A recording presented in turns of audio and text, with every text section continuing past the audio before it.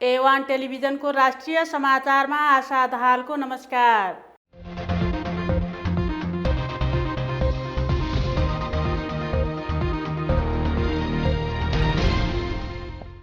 राष्ट्रिय समाचार सुरु गरौं मुख्य खबरहरूबाट।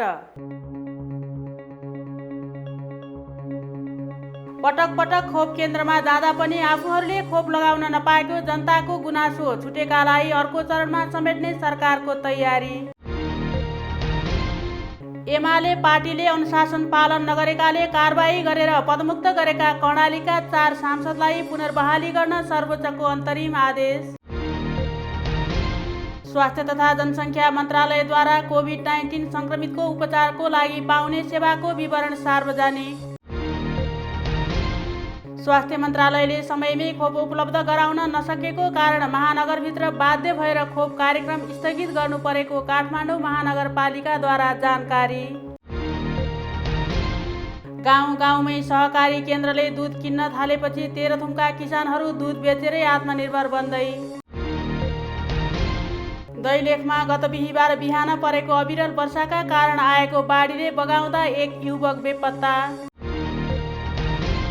र कञ्चनपुरको बेलौरी नगरपालिकाद्वारा कोरोना भाइरसको संक्रमणबाट मृत्यु भएका परिवारलाई क्रिया खर्च उपलब्ध गराउने निर्णय।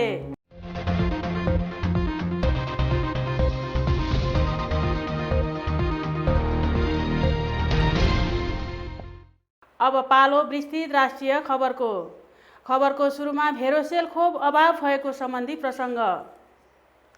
स्वास्थ्य तथा जनसङ्ख्या मन्त्रालयले अहिले भेरोसेल खोप लगाउन छुटेका 60 देखि 64 वर्षका नागरिकलाई अर्को चरणमा समेट्ने बताएको छ। चीनबाट अनुदानमा आएको 10 लाख डोज भेरोसेल खोप 60 देखि 64 वर्ष उमेरका समूहका सबैलाई दिने भनिए पनि खोपको अभाव भएपछि त्यो सम्भव नहुने भएको छ। खोप केन्द्रमा लक्षित समूह बाहेकका व्यक्तिहरू पनि खोप लगाउन लाइनमा बसेपछि उनीहरूलाई पनि खोप दिन बाध्य भएको स्वास्थ्य कर्मीहरूले बताएका छन्। यसले गर्दा धेरै ठाउँमा लक्षित समूह खोप लगाउनबाट छुटेको पनि स्वास्थ्य मन्त्रालयले जनाएको छ।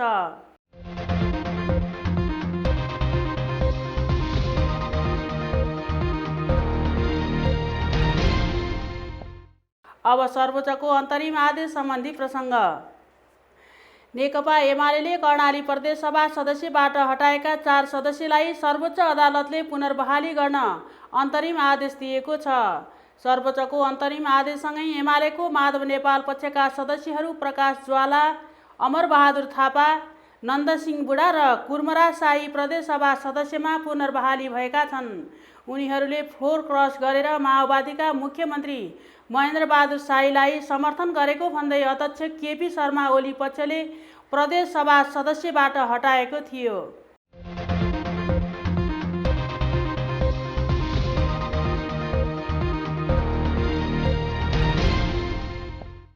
अब कोभिड-19 का संक्रमितको उपचारका लागि पाउने सेवाको विवरण सार्वजनिक सम्बन्धी प्रसङ्ग।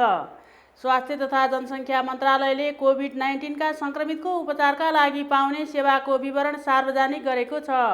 मन्त्रालयले सार्वजनिक गरेको निशुल्क सेवाको विवरणमा संक्रमितको उपचारदेखि खानासम्म निशुल्क अस्पतालले सेवा दिनुपर्ने उल्लेख गरिएको छ। मन्त्रालयले 83 वटा सरकारी, निजी, सामुदायिक र सहकारी अस्पतालसँग संक्रमितको निशुल्क उपचारका लागि सम्झौता गरेको छ। मन्त्रालयले कतिपय अस्पतालले संक्रमितको उपचारको शुल्क लिएको पाइएकोले निशुल्क उपचार सहितको सेवा पाउने विवरण सार्वजनिक गरेको हो।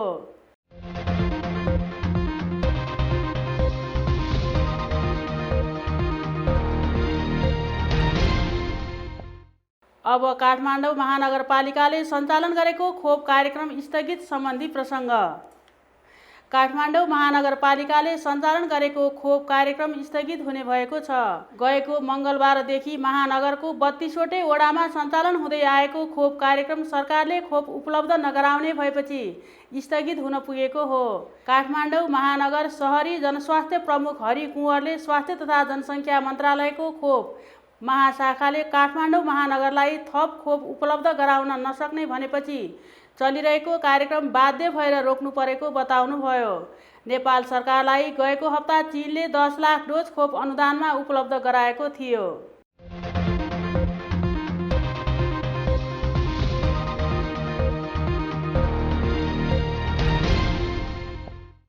अब तेह्रथुमका किसानहरू दुध बेचेर आत्मनिर्भर बन्दै सम्बन्धी प्रसङ्ग। तेह्रथुमका पशुपालक कृषकहरू दुध बिक्रीबाट आम्दानी गर्न थालेका छन्।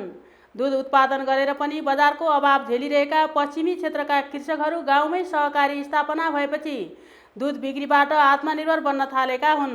गाउँ गाउँमा स्थापना भएका सहकारीले कृषकले उत्पादन गरेको दुध सङ्कलन गरी बिक्री गरिदिएपछि यहाँका किसानहरू दुध उत्पादन क्षेत्रमा व्यावसायिक रूपले लाग्न थालेका छन्।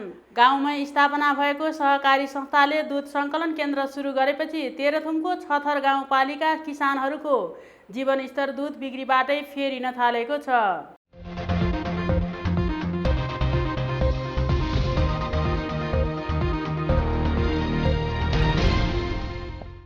अब बाढीले बगाउँदा एकजना बेपत्ता सम्बन्धी प्रसङ्ग।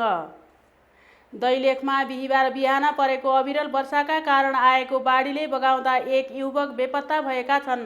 भैरवी 2 स्थित पोडीघाट सिँचाइ आयोजना निर्माण कार्यमा कार्यरत सोही वडाका 40 वर्षीय केशव थापालाई बाढीले बगाएर बेपत्ता बनाएको छ। सिँचाइ योजनाको जाली भर्न लागिरहेका बेला 81 खोलामा बाढी आएर बगाएको बुझिएको छ।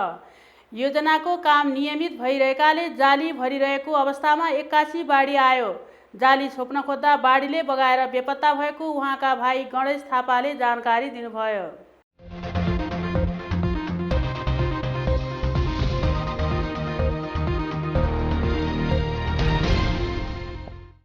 र खबरको अन्त्यमा कोरोना भाइरसको सङ्क्रमणबाट मृत्यु भएका परिवारलाई क्रिया खर्च बापत रु 15,000 उपलब्ध गराउने सम्बन्धी प्रसङ्ग। कञ्चनपुरको बेलौरी नगरपालिकाले कोरोना भाइरसको सङ्क्रमणबाट मृत्यु भएका परिवारलाई क्रिया खर्च बापत रु 15,000 उपलब्ध गराउने निर्णय गरेको छ। नगर कार्यपालिकाको बैठकले कोरोना सङ्क्रमणबाट ज्यान गुमाउनु भएका सबै व्यक्तिका परिवारलाई क्रिया खर्च दिने निर्णय गरेको हो। हालसम्म कोरोनाका कारण नगरपालिकामा 14 जनाको उपचारका क्रममा मृत्यु भएको छ। मृतकका परिवारलाई केही दिनमै रु 15,000 उपलब्ध गराउने पनि नगरपालिकाले जनाएको छ।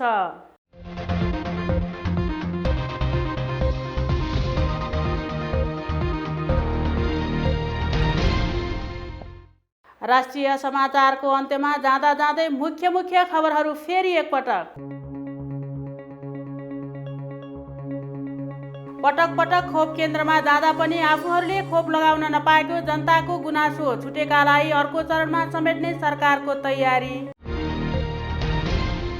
एमाले पार्टीले अनुशासन पालन नगरेकाले कारबाही गरेर पदमुक्त गरेका कर्णालीका 4 सांसदलाई पुनर्बहाली गर्न सर्वोच्चको अन्तरिम आदेश।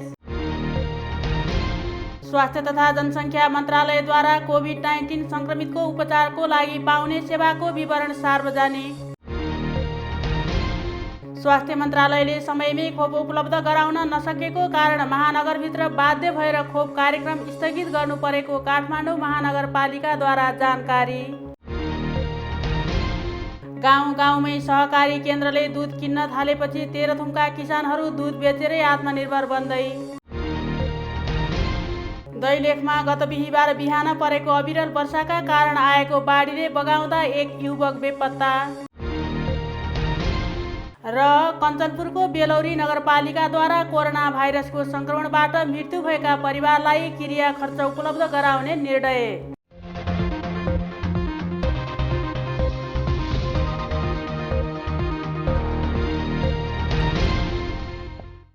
हवस् त अहिलेलाई राष्ट्रिय समाचार यति नै।